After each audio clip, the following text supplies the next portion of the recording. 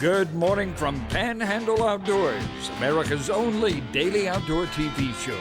Your source for fishing, hunting, and information for folks who enjoy the great outdoors. Now sit back, relax. It's Panhandle Outdoors. Good morning, folks. Welcome to Panhandle Outdoors. I'm Winston Chester. I'm glad you're here this morning. Got a great show lined up, a special guest here, all kind of information and some great pictures. But first, let's take care of our weather. Looks like high today, 59, low 41. It's been a pretty good pattern of that for the past week or so. Our water temperature is around 66 degrees. Our river readings, I don't have the river readings this morning, but you want to get out and do. But the river should be in really good shape and getting in that winter phase of fishing in the rivers and creeks. Tide chart brought to us by Kent Forest Lawn. We're looking at a high tide this morning at 1:24 a.m., then low again right in the middle of the day, then high again at 8:54. So when I give you three tides, what does that tell you? We're in neap tides, not a lot of movement. So neap tides next couple of days, but the wind now is going to be coming north-northwest, anywhere from 10 to 15. So just be aware of what's going on as you get out in that boat and looking around, and make sure you stay safe and wear that life jacket. All right, we're going to take a break, come back with our special guest.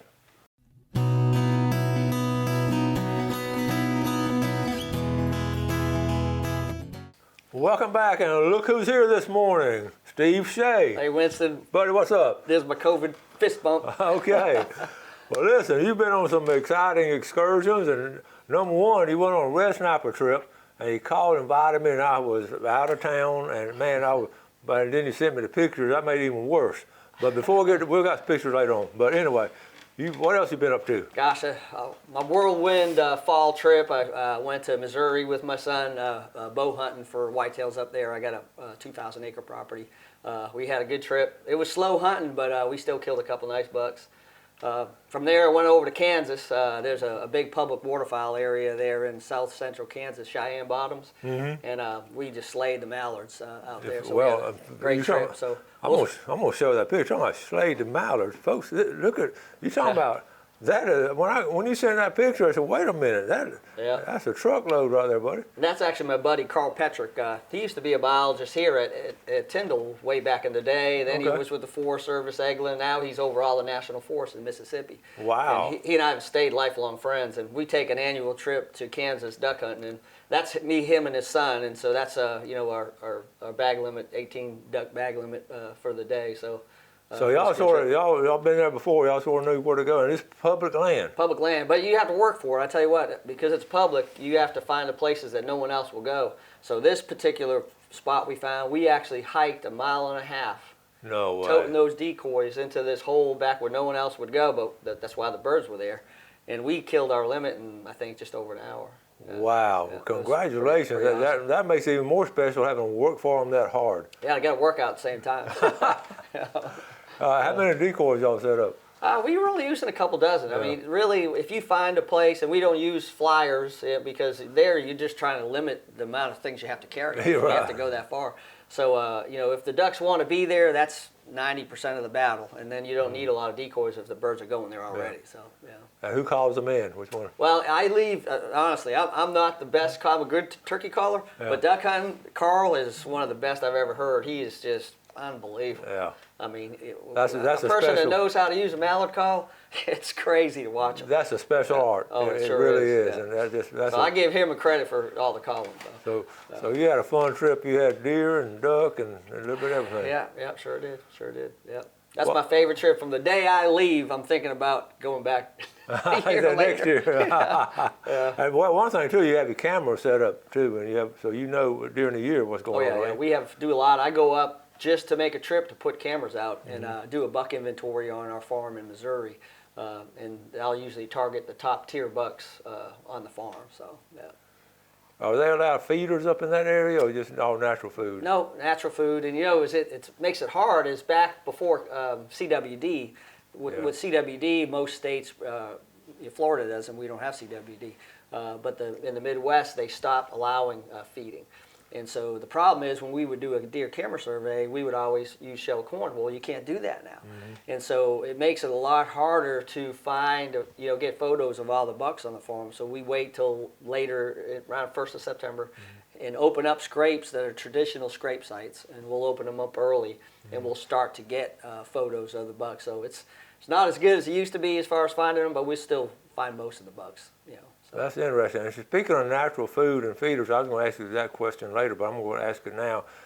With corn and will they get used to eating man-made food like the food plots, the corn, the oats, as compared? Will they just sort of get lazy and will they still eat acorns? And I mean, and I'm talking about generation after generation. There's so many places around here where we all plant, we all feed them. There's so many food places. You think, as a biologist, what do you think can happen in the future? Now, really, even when you supplement from an agricultural standpoint or with feeders, all that is supplementing the diet of a deer uses for its natural food. So the majority of the foods it's still going to eat are the natural foods that are out there. I've actually found lots of times in areas that have a lot of oak trees, is deer they won't come to the feeders hardly because they rather eat the acorns. And I find even in Missouri, where we have high oak mass component there as well, is deer will go off the ag and feed primarily in the woods on the acorns when they're available, because they're deer are smart. I mean, they basically know the nutritive value of food that they feed upon, and so they're selective in what they eat to make sure that they're getting everything that they need from a nutritional standpoint. So. Now that's interesting. I've been wanting to ask you that question for a good while now, because that's one of my tree stand thoughts I had the other day. Will they do that? But it makes sense that they're going to stay with those acorns and make sure they stay healthy. Yeah. If you watch any of you guys that hunt over food plots that have feeders, you watch what the deer do. They'll come in and they'll feed at the feeder first, and then most of the time they'll spend grazing, on the green. So they need all of it. So don't think that now a lot of guys that feed protein, lots of times those protein feeders, gravity feeders, will provide all what the deer needs nutritionally. But even when you use that, I'll open up deer that are on places that do that, and still a majority of food in their stomach is natural for it. So remember, it's only a supplement, it's not a replacement. Okay, that's like icing on the cake then, sort of, when they come in with stuff like that. Have you done a lot of biopsies and all, with deer and all that? Sure have, You've seen a lot of it. Yeah. And they're not going to eat anything unhealthy. No, I mean sometimes they will. I mean, but it's they kind of get fooled into it. Like even on feeders, lots of times if guys don't take care of their corn, there's different algae that can grow. Yes, I've seen that. And deer, they don't know it. I mean, they can get sick, but and especially game birds, turkeys, quail. And the salt licks and the things out, the mineral blocks, or whatever mineral blocks, are they good for some people just sit out mineral blocks out in the woods and all. Yeah, mineral blocks will help. I found in Florida, I haven't had as much luck bringing them to mineral blocks as I do in the Midwest. I don't know why that's the case. Maybe the salt's not a limiting factor in I don't know. Yeah. But in the Midwest, it's unbelievable. They'll hammer those salt blocks. That's interesting. Crazy. We got a bunch of pictures we're going to show you. We're going to take our break, and then we'll come back and show you a lot of Steve's pictures. So we'll be right back. Okay, welcome back. Sitting here with Steve Shea, outdoorsman extraordinaire. I guess he's been called all kind of things, but that would fit. Look, these pictures, we're going to go through them and all, and this first picture, now, how cold did it get out there? We had a good snow, 3-4 inches. That's after a day or two of it, but it was actually the warmest fall I've ever had in Missouri. Was it? I think we had 7 days in a row in November that were in the 70s during the day. Oh my goodness. So the buck movement was poor, but later in October, that's when that snowfall hit, and that's when I started hunting. We got the snow there. It was nice, cold, the weather was perfect. So you were there the last week of October? Yeah, and then the first 2 weeks, well, actually the first week of November. Okay. Yeah. So. Do y'all stay in a camp, or we got to? Yeah, we have a farmhouse. We got 2,000 acres we lease up there. We've had it for 16 years now. That's and cool. There's a farmhouse that a family that we know, friends with up there. We that's part of our lease agreement. That's a great setup. Okay, so this picture here, you said a guy took the picture. A friend of yours took this picture. Yeah, one of the guys in camp actually took the photograph of this buck. This is buck I ended up killing. I scored 151 inches, but he took that photograph with his cell phone through his binoculars. And I've heard of people doing that before. I've never done it, but if you have the right phone, I guess you can do it pretty. And the quality of the picture is pretty good. That's a great quality considering that situation. You're looking through binoculars. And I think that deer was, he said, like about 60 yards from him. We're bow hunting, so it wasn't in bow range. Is that the same deer? So that's the same deer. Yeah. But yeah, and that deer, I actually wasn't hunting that deer. There was a big buck, we called him Houdini, he's a 180 class deer. And but some of those deer, they'll have a summer range on your farm, and then for some reason in the fall they'll leave, and who knows where the heck they go. But we'll stop getting pictures of them. And how do you explain that? Well, what I think it is our farm hasn't planted corn in a while. Okay. And, just soybeans, and they'll hammer those soybeans, and then there's an interim period where they're cutting corn on other farms, and those deer may leave to actually forage on them. And I think that's what this buck has been doing. Okay. So then I switched off of him after hunting him a week, and I said, well, I'm going to try to kill one of these tier 2 bucks, and this was one of them. Yeah, is that the same one there? That's the same deer, yeah. That's a healthy deer. Yeah. That really is. But then I ended up taking him.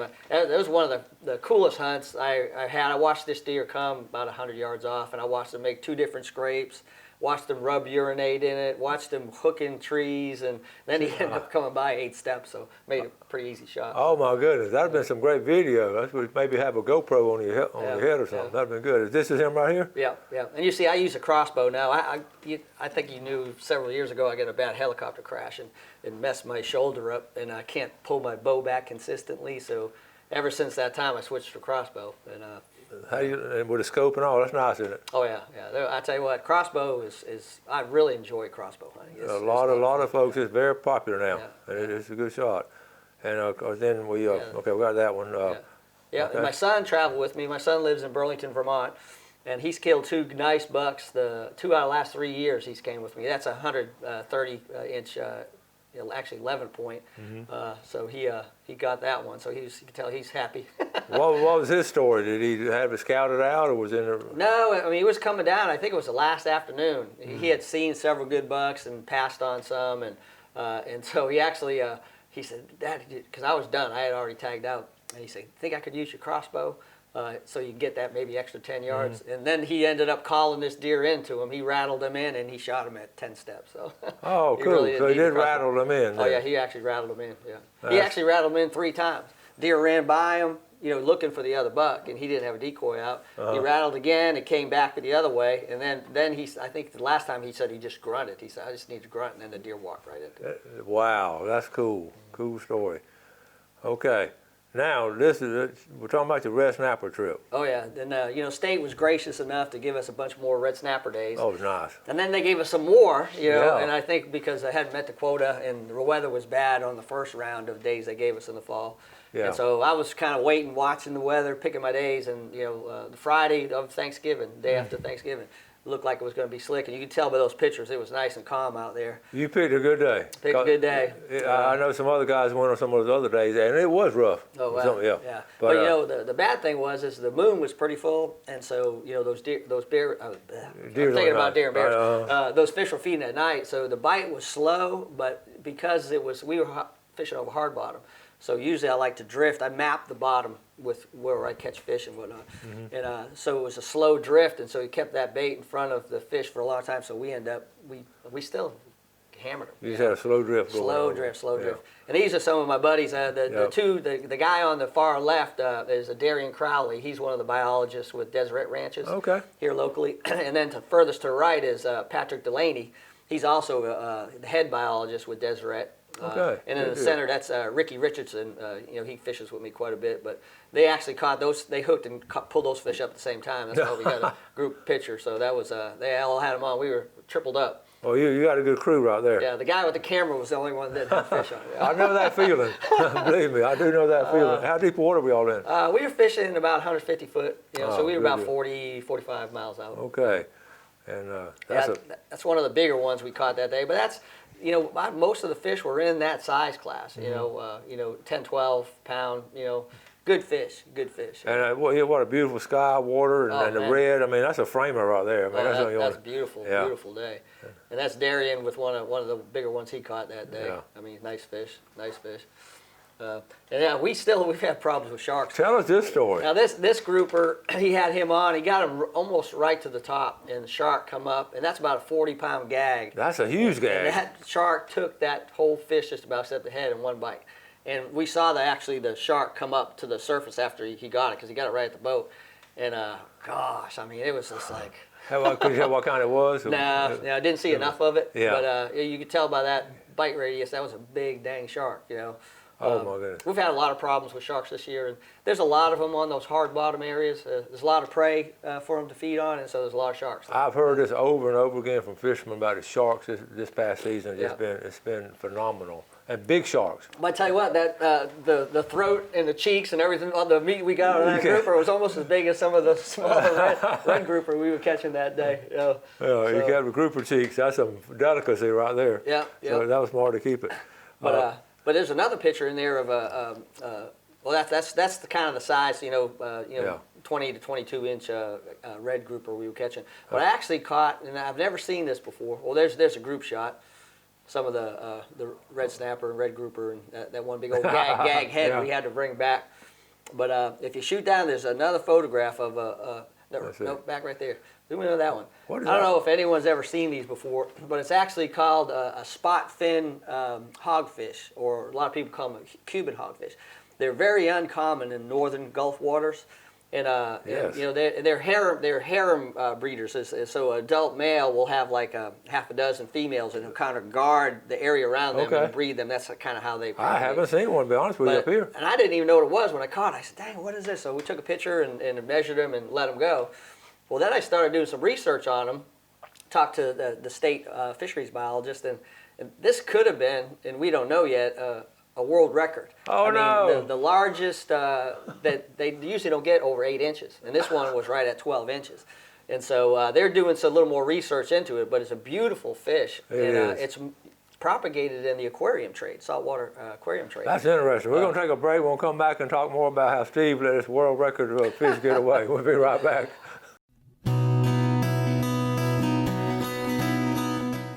Welcome back, folks. And here with Steve Shea, now famous for letting the world record fish go by, so y'all don't let him forget it. We'll talk more about that later. Let's take a look at our fishing game times, brought to us today by Blue Water Outriggers down in Port St. Joe. We're looking at 5:15 to 7:15 this morning, and this evening 5:40 to 7:40. Let's get back to deer. I've got a couple more, but before we get deer picture, we've got a bear picture. Okay. So tell us about this bear picture. Yeah, well, I know a lot of you guys that hunt over feeders here in the Northwest Florida, that bears have been a huge issue. And what I find is, and this picture is a big adult male that's been coming to one of my feeders, one of several. But what I find is when you run your feeders early in the fall, you'll have a lot of bear issues at them. Try to bear proof them the best you can. I find usually the first half of December, once those temperatures start cooling down, the bear activity will drop off tremendously. I mean, it'll get to a point where I won't have bears at all. You'll occasionally get a big adult male come visit every once in a while, but it's just, their activity level just drops So that's off a natural process. Yep. Well, Okay. lots of times what I'll do is if I start having problems with bears at a feeder, I just won't run that feeder anymore. I'll wait till mid-December, start them up. I won't have any issues, but sometimes I'll ride them out, which I did this year. But, so last 2 weeks I have not got any bear pictures since that cold weather hit. So that's good, because I've had so many pictures, and I've had the same problem myself. Speaking of hunting, this young lady right here, tell us this story. This is cool. Yeah, this is Isabella Richardson. She's the daughter of a good friend of mine, Eric Richardson. They went on a trip, he and her, up to Kentucky. He's got a place up there, a lease up there, and this is her first buck. She's 11 years old. She goes to Southport Elementary. And her first buck was a 278-pound buck. And this was actually a management buck. It was a 7-point, but it had big. You could tell from these beams, they come all the way around and almost touch. And you could tell by that smile on her face, boy, I tell you what, she was happy, grinning ear to ear. Killed it late in the afternoon in a ground blind with her dad. So she was ecstatic. And I bet she was. That was the biggest buck they killed in camp weight-wise, you know. And that's her dad, Eric, a good friend of mine, and he actually owns Richardson Tree Service. A lot of people use him in town. Yeah, a lot of people know Eric. Yeah, good family, good folks. Yeah, he's a good friend. He's my fishing buddy too. We fish all the time. But that's a buck he killed. Nice 8-point. Up in Kentucky. Yeah, Kentucky. Okay, now. Okay, I'm losing my picture, but we'll talk about, you mentioned this last time, share the harvest. Right. So, and yeah, how's it going? Hunters for the Hungry. This is our second year in operation. The Deer Shack, Cody Behrens is participating this year. We actually did things a little different this year. We fundraised. We had a lot of great sponsors, Panhandle Engineering, the St. Joe Foundation, a lot of different silent donors. So we got a big fund, and so all you have to do is bring your deer in or hogs, drop them off. Just sign your name, and we basically pay for all the processing. That's and cool. It goes to all Christian food banks here in Bay County. Awesome. So let's take advantage of that and help out on it. Real quick, got a couple of minutes left. There's 2 minutes really. We'll go through these pictures here. Deer diseases, and we see these pictures here. Tell us about. I get photographs of a lot of hunters all the time, and they have warts. Okay, basically they're fibromas. These are warts just like people get, and deer basically transmit them the same way people do from contact with other deer. And it's outside the skin. It's a dermal virus, so it doesn't affect the meat at all. And most of the time, it's not detrimental to the deer's health, except like this picture here. This last picture. And I've seen them at Tyndall. I saw one at Tyndall one time who had so many warts on its neck and its face, I couldn't believe it could even see. And that's when it causes issues. If it interferes with their ability to feed or avoid predators, it can be life-threatening. But otherwise, lots of times they'll end up just falling off. Wow. But most of the time, you'll just see 1 or 2 on the flanks or the neck or head area, and that's it. And then I had a hunter, Michael Harris, Braden Harris, they shot one that looked like it'd been wounded before, and you said that's an abscess. Yeah, that's the other thing, and the abscess could affect the meat, and there's a puncture of the dermis, or the skin, and it causes an infection, just like people get. Okay. And it'll form a big bursa sac, and it'll be full of pus. And I used to, when I had a deer research facility at Tyndall, we used to have to lance them, so that's a little different. If you get one of those, you need to be careful with the meat. Okay, thank you, Steve. We got to go. I'll run out of time with you. I got a lot more information, so come back next month and let us know, buddy. Good to have you. Right. Do God something bless. good today for your fellow man, and God bless. Thanks for watching America's only daily outdoor TV show, Panhandle Outdoors with Winston Chester, featuring hunting, fishing, and other activities and information to help you enjoy the great outdoors. Join us next time for Panhandle Outdoors.